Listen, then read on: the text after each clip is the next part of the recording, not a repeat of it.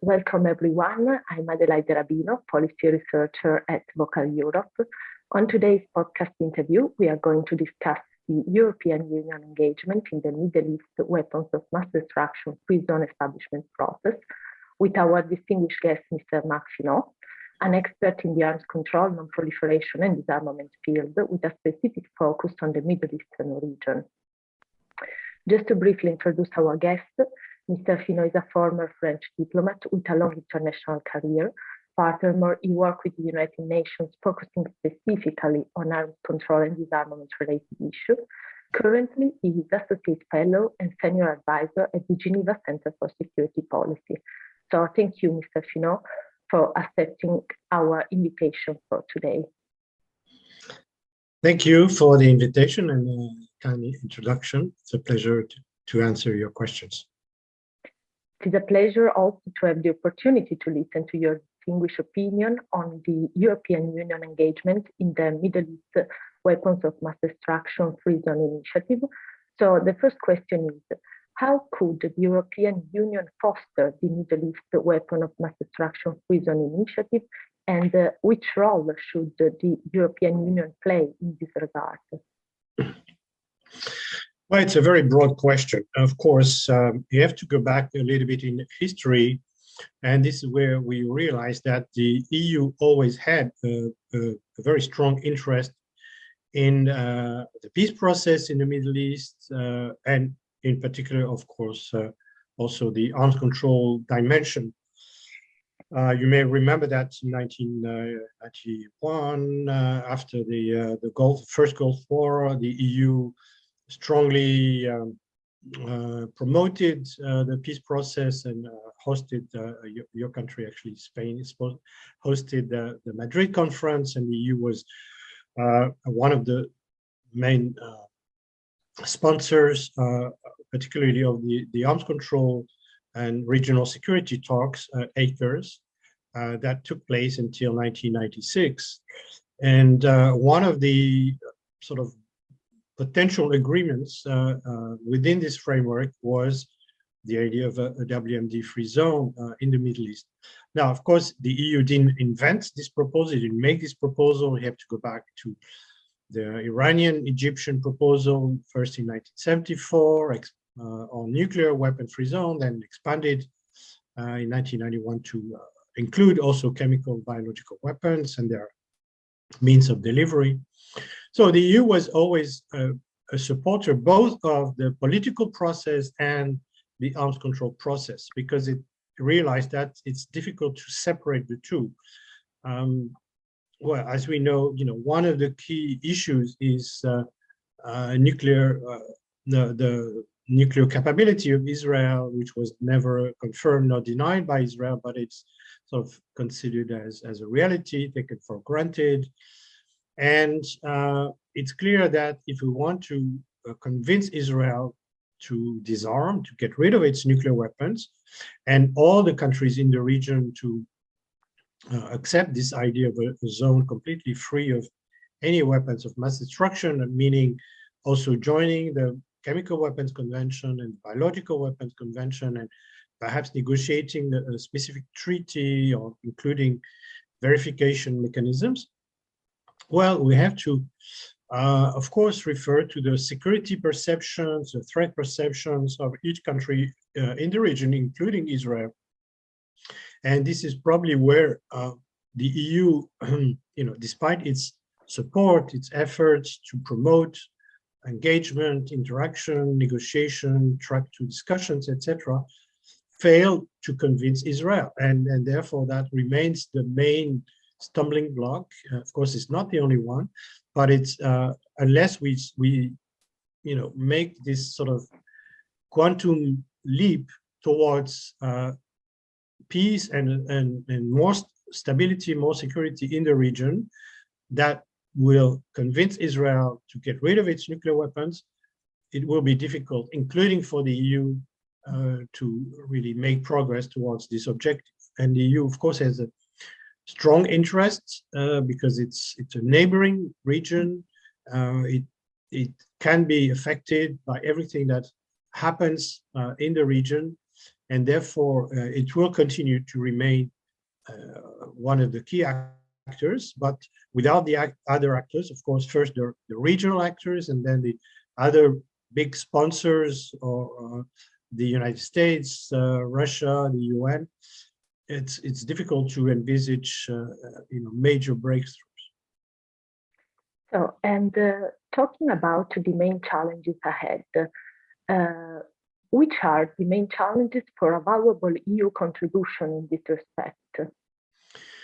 Well, of course, everybody knows that the EU, of course, it's at the same time united in its support, its objective, both for the peace process and the zone. However, it also is divided. Not every member state has the same interests, the same priorities. Basically, Europe is divided in, north and south. Northern Europe is more interested in what's happening to the east, and Southern Europe is more interested in what's happening to the south and the Middle East.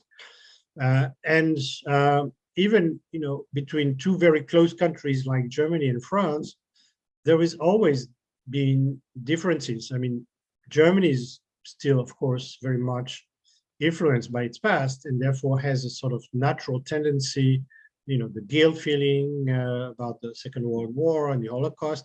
So a more, I would say, positive attitude towards Israel and Israel's security requirements, while the others, I would say France, Italy, Spain, are more sympathetic to the Palestinian cause, and they pushed very hard for a long time to have the EU as a whole take this position in favor of a two-state solution, and a Palestinian state, independent Palestinian state, while of course respecting Israel's security requirements and rights and need for secure border, etc. But so this division, whether we like it or not, will still exist, and it will still lead to some discussions internally, compromise solutions, sometimes differences in options, in reactions to events in the region. For instance, it's an unfortunate remark that you can make regarding the reactions whenever Israel is striking the Gaza Strip, causing huge damage among civilian population, which is a form of collective punishment. The reactions within the EU sometimes are not so harsh against Israel. Others are more, condemning this action and supporting more the Palestinian rights. So we have to live with these internal divisions, but that will remain, of course, sort of, I would say, an internal difficulty. But I think we have to focus on the common goals, common interest, common objectives to facilitate dialogue, to promote, to take initiatives, and make progress where it's possible to make. So, peace or disarmament first? Which should be the European Union approach to this crucial question? Well, we know it's been the dilemma, and it's Arab countries, Iran, think that disarmament should come first, and then naturally peace will be the result. Israel and the US think just the opposite. They need this long corridor before Israel can see some more confidence and trust and less aggressivity surrounding Israel. The EU, I would say, is sort of shared between the two approaches, and perhaps has been trying to promote a third approach, a third middle of the road approach, which is also more or less what Russia has been advocating. As you know, there's been this process first within the non-proliferation treaty, and then now with its life of its own, because it's been an impediment between within the NPT. Of course, the Arab countries in 1995 managed to convince all the other state parties to agree on WMD free zone process. Otherwise, they would not have supported the indefinite extension of the NPT.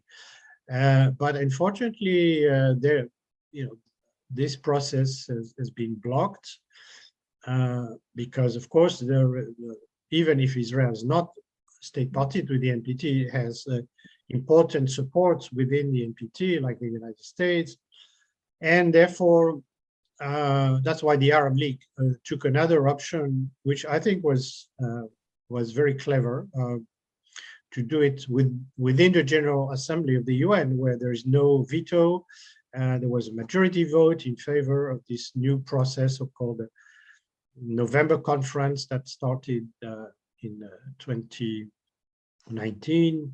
Of course, it was postponed because of COVID, so we'll have the third session this year. And I think this is a good framework. First, because it's as I said, everybody's open. It's open to everyone interested, including the P5 plus all the countries in the region. But it's been boycotted by Israel and the US so far. But the door remains open, and it's a good framework for addressing all the difficult issues, and each country from the region can express its security concerns individually or as a regional or sub-regional group, and so it's important to build up some consensus, because now the rule of the game, the procedure is that everything will be adopted by consensus. So that's to reassure Israel. And so again, if Israel decides to join, then it could have a droit de regard, right of veto, just like any other country from the region.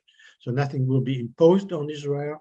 Everything will be the result of common agreement. But the other advantage is that it is an unlimited process. It will end only when there is an agreement, when there is a treaty. So until we reach that very ambitious goal, perhaps a long-term goal, there will be this conference every year. And that's, again, it's an opportunity to seize, to build consensus, to attract interest, to gain support from other member states and civil society, because there have been very important contributions from civil society, like a draft treaty that's been circulated. So, it's a very important process. And of course, the EU can have its place, its role to play. Of course, there's only one permanent member, France, now member of the EU, but there are the other non-permanent members that can also be EU members, and the EU can be an observer and can express its common views. Yes, dialogue is always fundamental. Now, looking at the past achievements of the EU in the arms control and non-proliferation field, could the JCPOA experience be intended as a significant precedent towards the real possibility of a positive European Union contribution in the establishment of the Middle Eastern Free Zone? And which lessons learned could you gain from this experience? Yes, of course, it's a very good point. Of course, we have to remember again, history, that this whole process that led to the JCPOA, the Iran nuclear deal, was the result of a European initiative. First, three ministers, of course, UK was still within the EU, Germany and France, because this took place after the invasion of Iraq by the US, which was opposed by several EU members. Also after the discovery, the revelation of some clandestine program not notified to the IAEA by Iran, and that created this concern within the EU that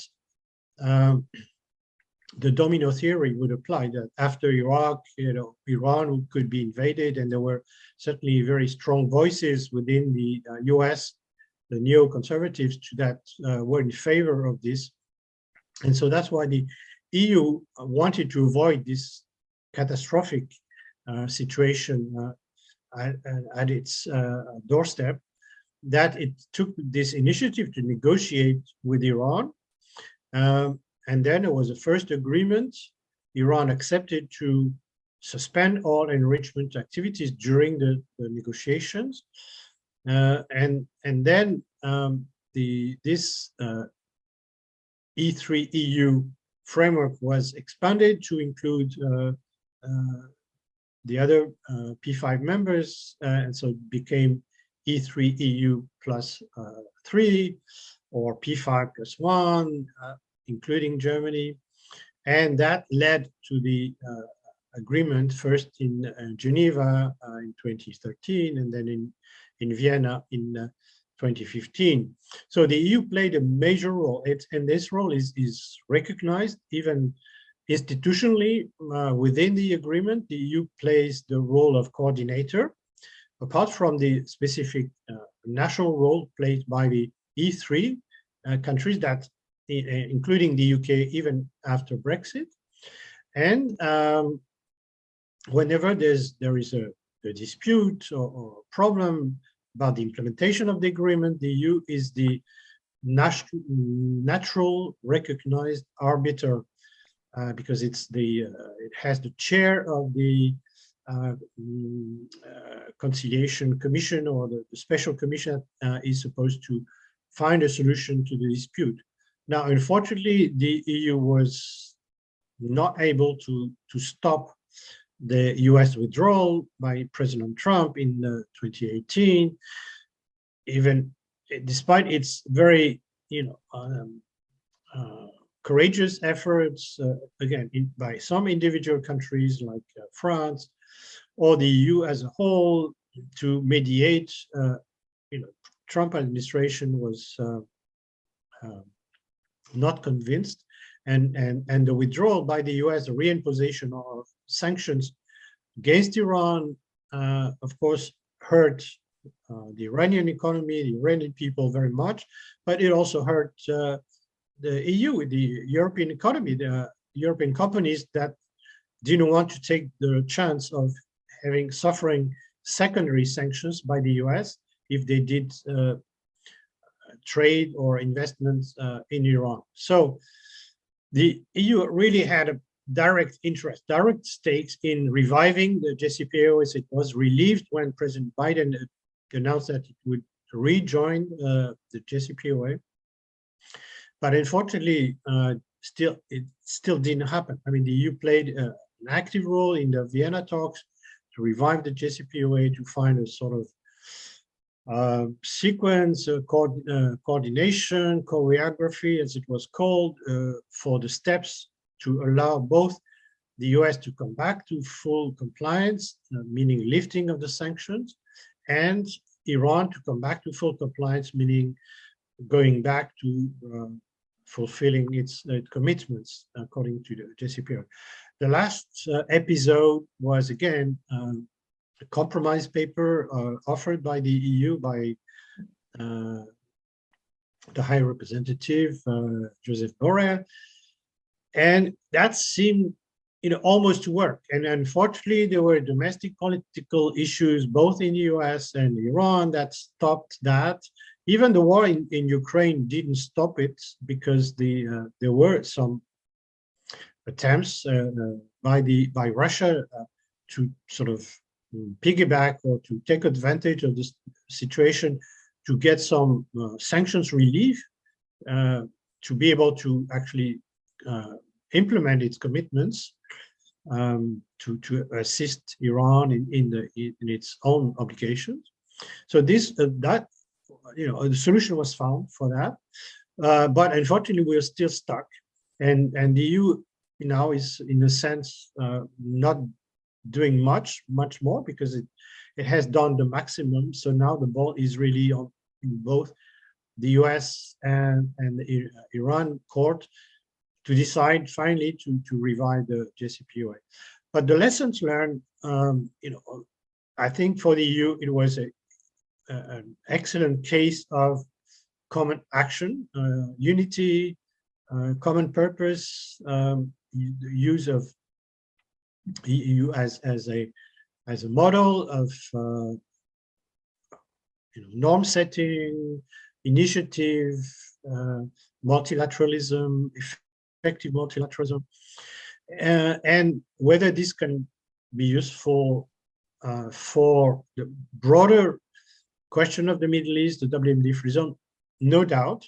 Now we have a sort of model of non-proliferation, which is, of course, very strict. It was applied to specific case of Iran, but it can inspire other agreements. As you know, the US has a bilateral non-proliferation system, which it has applied, for instance, when delivering or assisting United Emirates, I think, to develop its own nuclear energy project. And this model includes total absence of reprocessing and enrichment of uranium. So the two paths to potential nuclear weapons are closed. It's called 1, 2, 3 agreement. Unfortunately, Saudi Arabia still hasn't accepted this standard.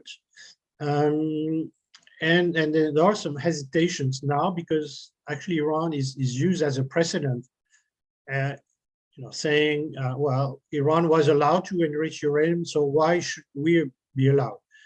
Well, situation may not be the same in every country, and now enriching uranium doesn't make sense from an economic point of view. And you have the fuel bank, you have bilateral supply guarantees.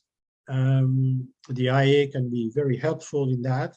So this model of potential development of nuclear energy without enrichment and without reprocessing that could lead to production of plutonium, again, can be applied to all the countries in the region that are interested in nuclear energy. So now let's talk about the path forward. How do you envisage the future of the European Union engagement in the Middle East weapon of mass destruction free zone establishment process, and which should be the next practical steps for the European Union foreign policy? Yes, well, I agree with the experts who say it has to be based on the experience of the EU and the experience of the OSCE, for instance, to include confidence and security building measures, to have an incremental system, to build it up, and not to start, with the most difficult one, which of course is the nuclear disarmament of Israel. I know, again, we're coming back to the idea of disarmament first, peace first, etc. But the EU can push a sort of parallel tracks to work on both regional security and disarmament. So again, and I'm sure we can find an agreement with Russia because they've put forward some ideas in that respect. So every forum could be utilized, as I said, the IAEA, the UN General Assembly conference, November conference. The EU can also maybe organize or support, sponsors more track 2, sort of mixed track 1.5 academic diplomatic process. In particular, this is something that I've joined others in supporting to focus on missiles, and now we can see drones, of course, as a new means of delivery, not necessarily of weapons of mass destruction, but that it can also be destabilizing, as we can see now with the export of Iranian drones to Russia. when they are used in Ukraine. So this is an area where you could do something. As you remember, there was this issue of missiles was sometimes used or instrumentalized as a pretext not to go back to the JCPOA by some conservative circles, but we have to recognize that there is a problem of proliferation. Of course, the case of Iran was settled, if you wish, in the UN Security Council resolution, because it was addressed only insofar as it is related to nuclear weapons, nuclear weapon capable missiles, and those are under surveillance, of course, and Iran says we fully comply, we don't have nuclear weapons, so why should we develop nuclear capable missiles? And there are also, Iran has accepted sort of self imposed rule of a maximum range of 2,000 kilometers, because they include all its potential targets. So that could be set as a standard, and again negotiated either bilaterally or regionally. And this is where the EU could make proposals in that respect. I know it's a very sensitive issue. I know that Iran considers missiles as non-starter or no-go zone, because it says it's our means of defense. Especially our Air Force was weakened by years of sanctions, so we had to develop missiles to defend ourselves. It's true, but the fact is that as a response, of course, Israel, Saudi Arabia, Egypt have also acquired missiles or developed missiles. And now we have this dangerous situation that can be destabilizing. So they have to be addressed. It's part of the mandate of the zone to include means of delivery. Sometimes they were just ignored or swept under the carpet as a non-priority to be discussed later. But I think everything has to be discussed, in now and in various tracks. So, in conclusion, which could be the main recommendations for the European Union policymakers in this regard? Well, of course, it's not easy in the current context because, as you can realize, everybody's sort of more looking to what's going on in Ukraine and the consequences on the EU, the energy crisis, the food crisis, of course, which affect the whole world. And so it's very hard to now get some attention by leaders, by focus on the Middle East.